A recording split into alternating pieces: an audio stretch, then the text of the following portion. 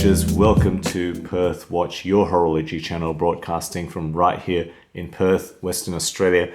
Today I have the latest pre-release from OLTO-8 watches. Now OLTO-8 do kind of push the design envelope a little bit. I've reviewed a couple of other pieces of theirs before, links and pictures down the side here if you want to check out those other pieces. This is their latest piece about to release, I think on Kickstarter. So let's get on with this review. So it comes in a slightly different packaging than the others. This is got a bit of texture, rubbery texture on the packaging, which means that it's not the most spinnable. It's probably only about a 2.5 on this packaging. So, nice little felt at the back there. To the best time. So there we go, a bit of warranty card and manual presumably on the proper release, and it does come in with this quick release straps, which you do kind of have to put it together as you take it out of the case. But I don't mind this little bit of assembly because quick release does make it that easy to do, and even I can do it very easily from behind the camera here. Okay, so let's put this aside and show you the watch in closer detail. So guys, this is the OLTO-8 iron automatic watch. They do have a different iron SE or another type of iron which has a more of an X design. I will put the equivalent model screenshot right side of the screen here for you to see the slight differences between the two models. And this model is of course the more browny, black PVD field style design. It does also come in other variations. Of course, there is a couple of blue colors, a green color, as well as a, I guess, black variation. The steel with black is probably the most default, but this one I chose because it's the most, I think the most field style look, of all the colorways. That's my opinion. Now, the Kickstarter super early bird price, I've been told it will be about 319 USD with an MSRP, which is going to be around 550. Probably a bit difficult for this to move at that 550 mark, I reckon. But, links down the bottom for you to sign up and check out the Kickstarter if you wish.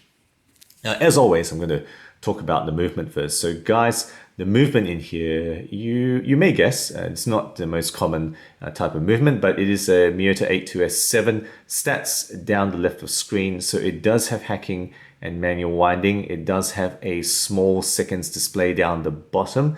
Unfortunately, in this movement is difficult to see, but let's see if you can spot it. And it also does have a 24-hour display, which is on the left of the dial there. Again, see if you can spot it. Unfortunately, not the most obvious, not the most visible sub-dials in this watch. In fact, one of the least visible. Rated accuracy, you can see there, it's running slightly slow for me, about -3 seconds per day in the 5 or so days I've had this running so far. Right, okay, so moving on then, the case here, right, it's obviously a square case watch. I know it does remind me of Bell and Ross and whatnot, those watches who do square cases. So I'm gonna give you a few dimensions because there's a few layers here. So the bezel itself between my thumbs there is 38 millimeters. The inner side of the case, so between my thumbnails there, 40 millimeters.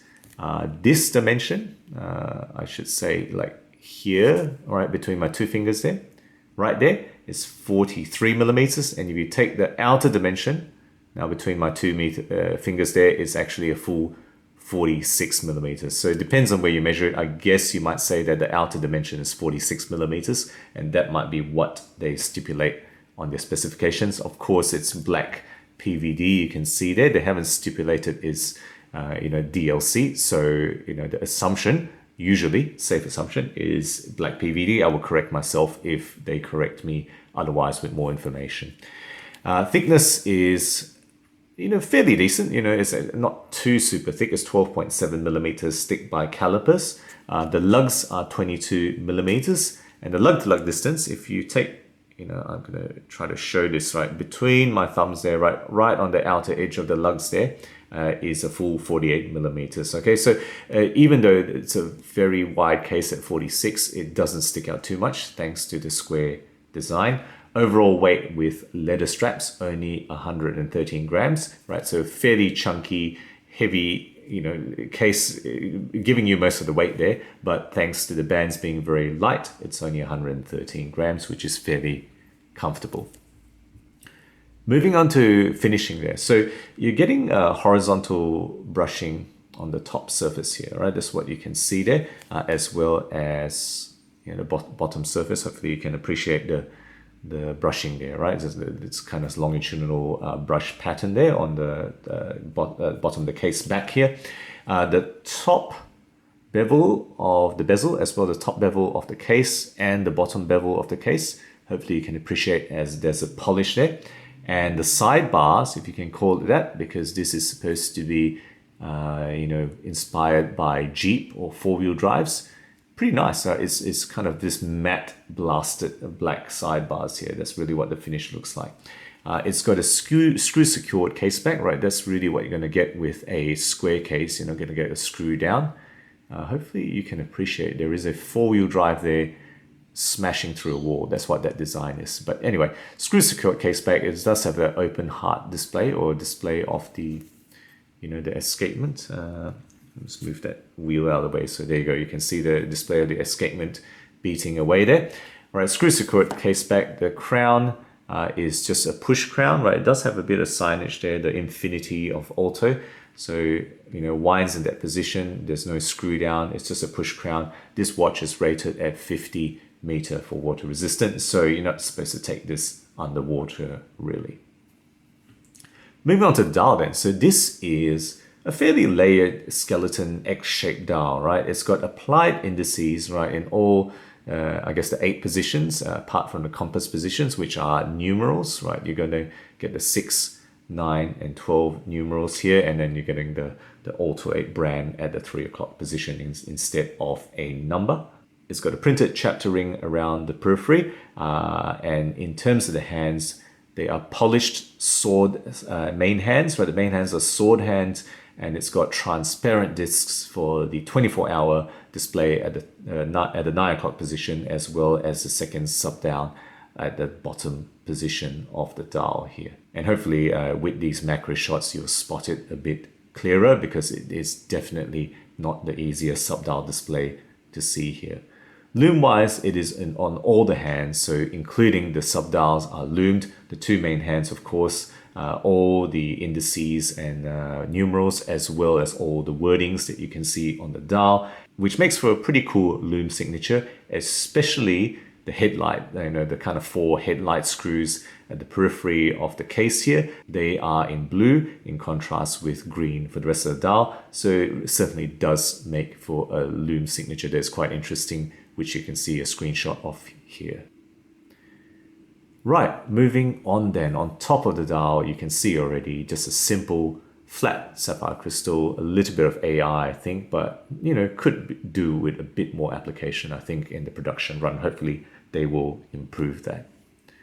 Strap wise, right, nothing too special. This is just a stitched brown leather, a little bit more stitching there, I guess, to add to the points of interest. And then, of course, it's got black PVD for the hardware to match the case. I mean, it'll be a bit silly not to have black PVD, I reckon. Quick release bars, which I've already showed you.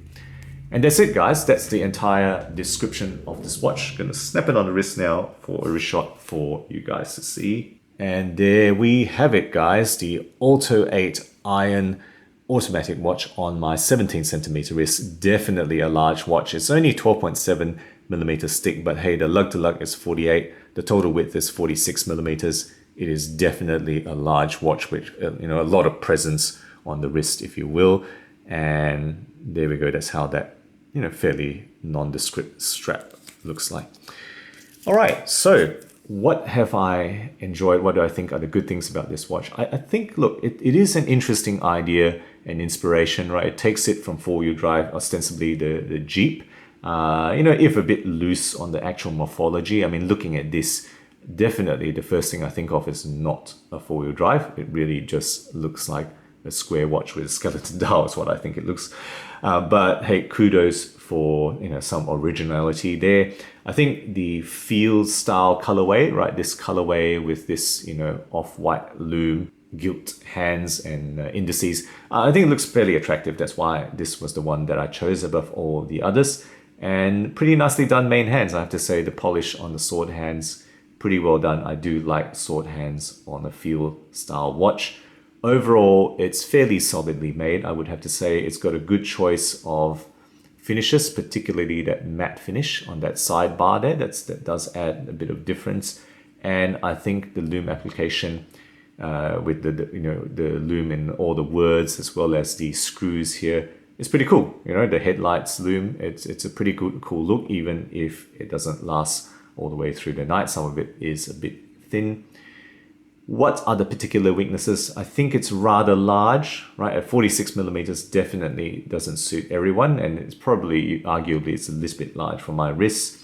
The transparent disc subdials are probably the biggest weakness, I reckon. They are nearly unreadable, so of very limited use in my opinion. Maybe I'm getting a bit of presbyopia, but I suspect that most people will find those very difficult to be usable.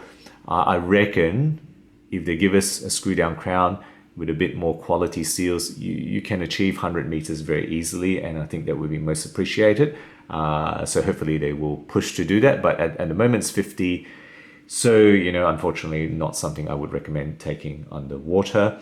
Apart from the main hands, as I mentioned, the lume is rather poor, and I would say the strap is nothing to write home about, right? Nothing too special. Perhaps there might be other options in future that might be a little bit more different, a little bit more standout. As it is, this does look a bit aftermarket in my opinion.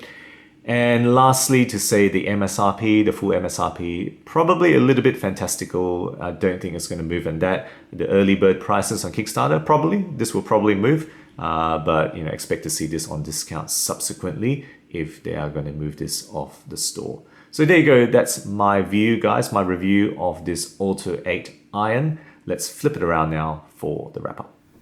So there you go, guys. I hope you enjoyed that quick fire review. Let me know your thoughts and comments below. Always look forward to the discussion from my viewers.